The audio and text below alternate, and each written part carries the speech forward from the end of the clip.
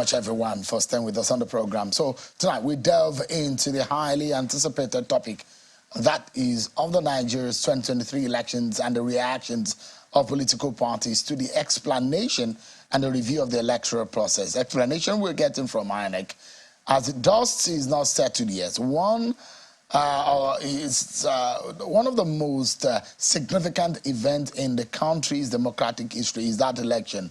And political parties are keen to share their perspectives and opinions on the conduct and the outcome of the elections. Tonight, we'll bring you some more reactions examining the views of political parties on the transparency, the fairness, and the credibility of the electoral process. From the allegations of irregularities to calls for electoral reforms, we explore the diverse range of opinions shaping the national discourse. INEC National Commissioner Mr. Festus Okoye gave some explanation about the actions of INEC on the 2023 election last week on the program, an engagement which has gotten a lot of people talking. Now, we are hearing what he was to say and also the response of the presidency towards it. But interestingly, what has happened in the court. So let's tell you that we're entering into the final stages of the litigation about Bola Tinubu and the APC's victory at the polls. Now, from the opening of the trial, the pre-trial and the pre-hearing stage to the hearing itself, and we're saying that the different parties have called witnesses in the matter. After calling their witnesses, we've seen examination in chief, the cross-examination and the re-examination, and now we are hearing that there might be some kind of adoption of written statements and from the different political parties and their addresses. So we are hoping to see, so we're pre-hearing, tick, trial, and all of those processes in the trial processes have been ticked. Now, what we're hoping to see, adoption of written addresses, final addresses, and the judgment. Then the tribunal will be done with its work. So that is where we are tonight. I'm being joined by a lawyer and one of the spokespersons of the Labour Party presidential campaign, Mr. Dele Farutimi. He joins us live here in Abuja. So thank you so much, Mr. Farutimi, for joining us. Thank you very much for having me. Thank you so much indeed. Except to say I'm not a lawyer again, because it's important that distinction be made clear. You are not a lawyer again? I am retired. Can you retire? If you've been called to the bar, you've been called to the bar. Yeah, but I can choose to decide that I've called a day on the profession, the practice of the law itself. I've called it a day. Did that 5 years ago, and I'm done. That's Why? That. Why so? Multiple reasons, but the key one being the fact that I'd always desired to leave the practice of law after a point, but the fact that it has become increasingly possible to practice law in a lawless environment, it was very easy to say bye-bye. But that predated, let me be clear, it wasn't like Nigeria became like this overnight. It was like this since I was born.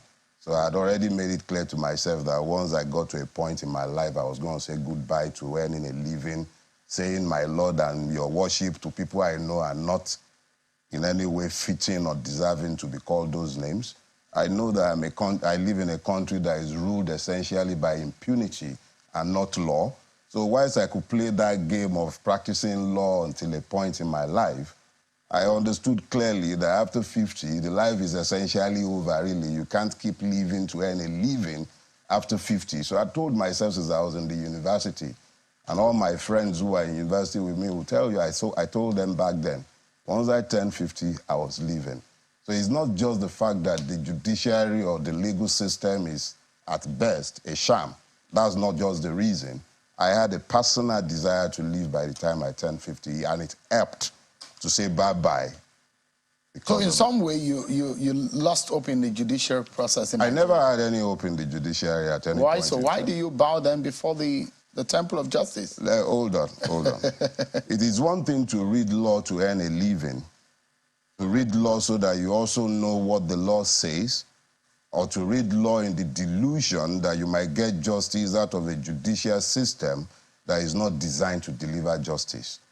So I'm not suggesting that there aren't instances where you can extract justice out of the system. You would have episodic periods when justice will be delivered, either because the judex himself has a conscience or because you were fortunate to have all the evidence tagged in your favor and impossible for anyone to twist the outcome.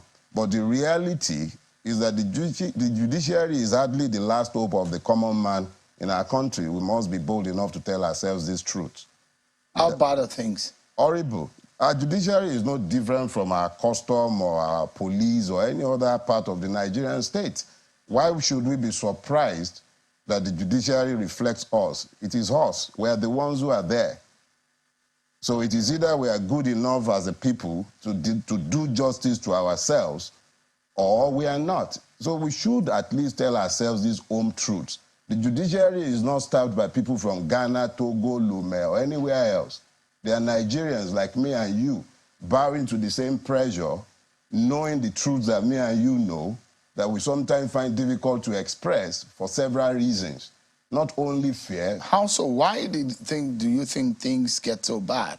I mean, there are other climes where even in the UK, in the US, you make, there are extrapolation about how bad things are within their judiciary also. Yeah. But, I mean, why do you think things in Nigeria, especially in the judiciary, are differently horrible like you've described it? No. I didn't say especially. See, our situation is this. In the absence of the rule of law, we have become a people governed essentially by the administration of impunity. The policeman who is supposed to enforce the law, in the absence of laws to enforce, has to enforce some form of order. And the order he enforces is based on the whim of the political masters he serves. So you find in essence that the policeman is administering impunity. So when he is done administering impunity, somebody has to pretend to uphold the law, and that is the judiciary. But the judiciary in question is peopled essentially by the likes of me and you and all the other Nigerians. The appointive process has already assured problems because it's coming through the same filter that filters the same segments of society from which you and I are drawn. So a lawyer coming out of this system is nominated by those who are given the powers of nomination for judicial offices. It's no wonder that you sometimes find that the list of appointed judges is reflective of who is who in the judiciary. So the judiciary has more or less become an hereditary position found on who you know, who your parents are, or your political affiliations. It's become a way to settle persons who are children of the system. So you then begin to get the bookcasualization of our judiciary. Is that an English word? Well, we have to introduce it into our word. If we have a situation where a senator, in his valedictory speech, is telling us how decisions are made in our judiciary. And the man's name happens to be Bukachua, so we might as well attribute it to him. The woman, the Honorable Justice Bukachua, had denied. She can deny anything she cares to deny, as much as she cares to deny it. But when I'm sat in this country and I am seeing obscene, bizarre decisions of courts that have no bearing on common sense, and it is normalized as coming from hallowed chambers, and I'm supposed to find some level of explanation so that I might rationalize the insanity that has become normal in my space. So a man comes voluntarily and speaks. What he said is not, we don't need to begin to interpret it. It's not about 25% of this. He spoke unambiguously. Man was clear. Let's speak about the explanation of INEC vis-a-vis also what the EU had said. And I mean, you watched the edition of the program. And the Labour Party has been itching to react to that conversation about what Mr. Festus Okoye said. What are the reactions within the Labour Party about this? I'll say this. Since Mr. Okoye's vituperations on your show, I have not sat in any collective of the Labour Party, but I will speak as a Nigerian, of course, one who worked within the Labour Party conclave and who has had occasion, of course, to speak with one or two persons. I wasn't in any way, shape, or form surprised by Mr. Festus Okoye's vituperations in your chambers. Would you call it vituperations? They are vituperations because they his have own explanation. No, or? they are vituperations. Vituperations are essentially outflows that do not flow from common sense. And that is what the gentleman did in your chambers here. Let me be very clear. INEC is a public body established by law, bound to work according to the law. It advertised its guidelines. It told the world what the guidelines were going to be. The taste of the pudding is in the eating. The reality is that for a long time, the electoral processes had been abandoned by Nigerians because they lack trust and confidence in the process. So the advertisement of beavers, the IRF and everything, they were quite vociferous in explaining to Nigerians and reassuring us of what would happen with the system. To now have Mr. Festus Okoye sit down here and open his mouth, there must be a disconnect between the mouth and the brain box for him to offer anything short of an apology, unreserved one, to Nigerians for the utter failure to pretended by INEC. Let me say this. In a sane environment where people are still governed by reason, the likes of Mr. Festus Okoye should either have resigned or be somewhere writing his statements, explaining to Nigerians what happened. Glitch. The question is that glitch. Is it a glitch in human brain, a glitch in the technical systems, or a glitch occasioned by the complete shutdown of human conscience? So when the person now comes here and he sits down and he begins to offer explanations at variance with common sense, as has been attested to by anybody who observed this election or was here in this country, all the evidences are very clear, and it shows very clearly that everything that should work on that day worked except INEC. The integrity of INEC as an institution went on exile. So if a person who is now purporting to speak on behalf of such an organization is so lacking in shame that he will sit down here and even things that shouldn't issue forth for. I'm no longer practicing, and I'm restrained in speaking to the case that is before the court. So I like us to stay away from the personality of Mr. It's not about so that we can just say about.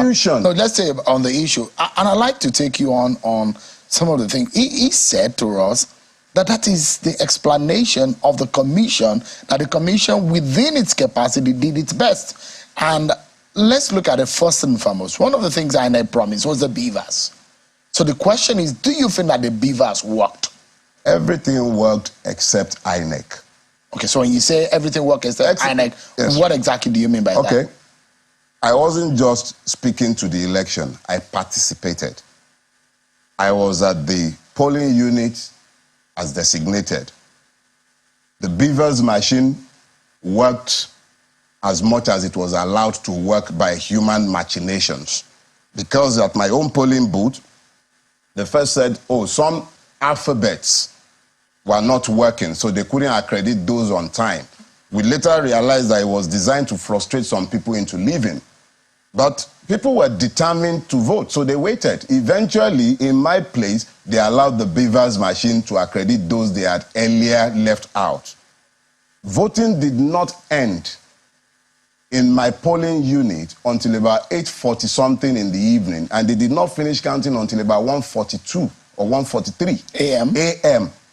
That's the following day? Yes. Is this isolated in your area, or was this what it was common around where you had friends, or what your party, for example? It would be unfair to everybody concerned, including myself, for me to speak to what is outside my direct knowledge and participation. I am speaking to what I saw. How many of those incidents you might find all over the country will be left to observers to say or speak to? But on the day in question, everything worked in my own space until it came to upload. And then they could upload House of Reps, they could upload Senate, but the presidential election result was not amenable to upload. To your mind, what do you think went wrong? It is very clear what went wrong. INEC deliberately and I say this without any equivocation and with all sense of responsibility, INEC deliberately sabotaged the electoral process because it was working to a predetermined, obnoxious, and nauseous conclusion. It's not about the system failing. It's about human beings electing on their own to sabotage a system. This is, if I switch off the TV screen behind you, it goes off. But it requires my intervention to go off. If you look at the 2015 election, I don't know if you participated, and you jump into 2019 and then 2023, if you look at those three last elections, how would you describe the development and the progress of our electoral process? Let me put it this way. What INEC has done is that it has more or less placed our democracy. I wasn't always convinced as to the truthfulness of that exercise anyway, but what they have done essentially is to remove the place of the citizens, the place of the voters from the electoral process. It simply means that any two-bit person that is assigned to the office of the electoral, the chairman of INEC can do exactly what the resident commissioner in Adamawa did, and unilaterally on his own, following the example of Yakubu, declare anybody he cares to declare and say, go to court. So if you're looking at the 2015 election, the 2019 election, all I can tell you is that the 2023 election is the bottom pot of Nigerian electoral malfeasance. Everything that was ever wrong in elections came to the fore in 2023, essentially because Yakubu lost his sense of shame. So when you are personalizing it... it's not personalizing. I'm sorry, Shem, I need to clear this. Yeah, because you are mentioning I have to mention him. And it's just one person in that head. He is the head. So what would you like him to... The head is rotten. You think he's to head. blame? What blame is would an you ascribe to him? blame. Okay. The blame is for the entire institution. I dealt with INEC in Lagos on behalf of the Obi campaign. It was my brief to pick up the election material for the petition. I know the level of stonewalling, and I made sure to write officially at the time to let them know. I know the amount of stonewalling, deliberate stonewalling and delays that we encountered from the wreck in Lagos, and everybody concerned with giving us the electoral material that we had paid for. We had to bring copiers from outside, from Rank Xerox, to come to INEC, to come and make photocopies. It was that bad. They stonewalled us every step of the way. So if I'm saying Yakubu, I'm only speaking about Yakubu as a type, not as a person. He is a type, but he is the one who sits at the head of the organization. So you think the 2023 outing of INEC is the worst ever? So, but how then do you think the election was rigged or was manipulated, or how would you describe it? Put it this way. If we're speaking to the participation of Nigerians, their involvement in the process, you cannot fault Nigerians. Across the political divides, we might have our differences, we had our arguments, but the beauty of democracy is that when you vote and somebody emerges in a clear and credible process, you applaud. And then you go away, you go prepare for the next election, expecting and hoping that you'll be able to persuade the people by showing how bad the policies of the people who have won might have been, so that they will vote for you the next time. But in a situation where you see the level of brigandage that were evidenced, especially on March 18, not just the 25th now, the level of violence, intimidation, complete takeover of the city space by criminal elements, ably abetted by agents of state. These are outside of the roles of INEC, isn't it? Let me put it this way. If INEC, as an institution, is examined, and then you look outside, you don't look beyond INEC, you'll first of all be having a distorted picture. Is a system. INEC is only a part of that system. The judiciary is a part of that system. The police is a part of that system. It's a systemic failure. But we are dealing specifically with INEC, And that's why you may, and as you have pointed out, say, okay, what about INEC? Point is, INEC, it was the principal failure on the day. Every other one was tangential. Mr. Farotimi, you look at it, your party, the Labour Party, has presently about 34 seats in the House of Reps. If you say the process is flawed, how did you achieve that? I'll tell you. If you recall, when I was explaining what happened on the day, I said when it came to uploading the House of Reps, it worked okay, right? When it came to uploading the House of the Senate, it worked all right. But the presidential election upload was deliberately sabotaged. Those were my words. So that does not in any way, shape or form contradict the position. So you look at it again and say, IREV is what you see as a major problem. Promise made by INEC? No. See, what in what sense? Because the upload of result is about the IREV. No. Which INEC itself, they said they had a glitch. The glitch is what was difficult to explain right here. Look, whether it was human glitch or a mechanical glitch, it was a difficult one to explain. So, the Americans have this funny thing they say if it waddles like a duck, if it quacks like a duck, it's most likely a duck. You tell me you have a technical glitch. I'm something of a Luddite. I can hardly find my way around my phone.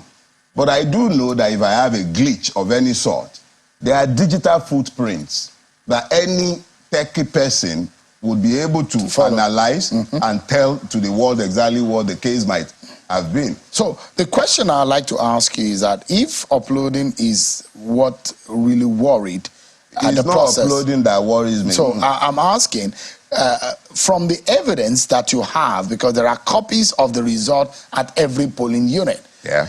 What are you learning about what you have on your hands manually, aside what is supposed to be technically uploaded or transmitted? What we know as a fact is that Yakubu cannot rationally explain to anybody in the world how he arrived at the result that he announced, because what we have is at variance with what they are even busy uploading in most cases, even though they have not even finished uploading up until today.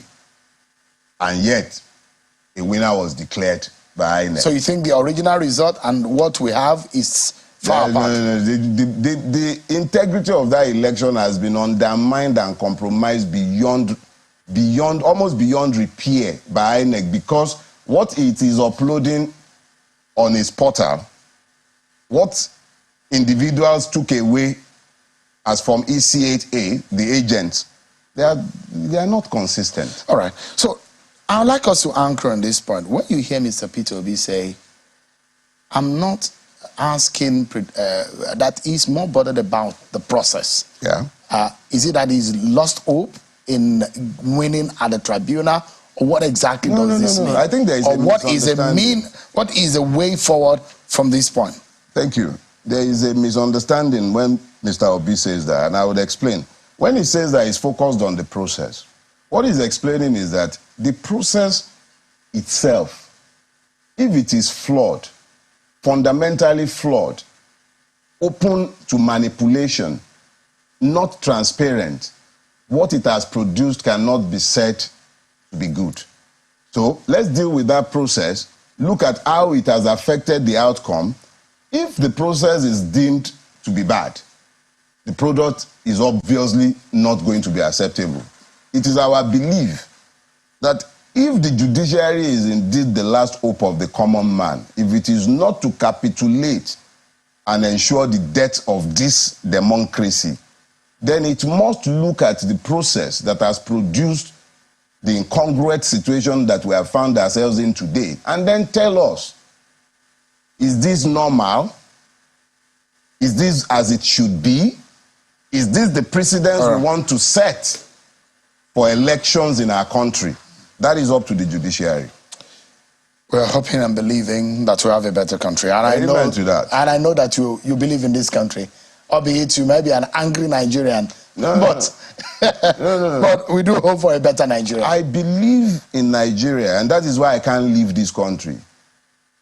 But I believe in something that does not exist and has to be battered. It is up to the judiciary to help us midwife a Nigeria that we can all be proud of. So I believe in Nigeria, but not in this one that is killing all of us and strangulating us. Dele Farutimi, a retired lawyer. Thank you.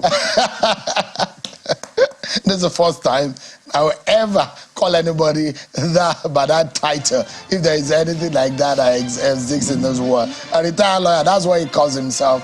And one of the spokespersons of the Labour Party in the presidential election of 2023. Thanks so much indeed. Always a pleasure. It's good to see you. Thanks.